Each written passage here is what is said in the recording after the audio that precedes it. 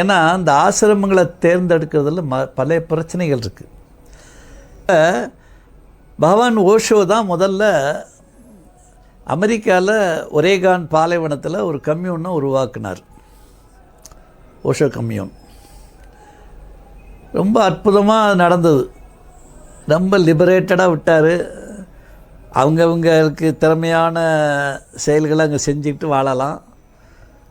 எல்லாருக்கும் தியானம் தவத்தை கற்றுக் கொடுத்தாரு, தீட்சை கொடுத்தாரு, நல்லா இருந்தது. ஆனால் அப்புறம் அமெரிக்கா எங்கே இவன் வளர்ந்து நாட்டையே பிடிச்சிருவானோன்னு பயந்து அவருக்கு அதை கண்டம் பண்ணி அவருக்கு விஷம் வச்சு அனுப்புனாங்க. அது ஓஷோ கம்யூன். இப்போ கூட கேரளாவில் பெரிய ஒரு கம்யூன் இருக்குது. கம்யூனிஸ்ட்டு அரசாங்கமெல்லாம் எவ்வளோ எதிர்த்தும் எங்கள் சட்டம் எங்கள் எல்லைக்குள்ளே நுழையாதன்ற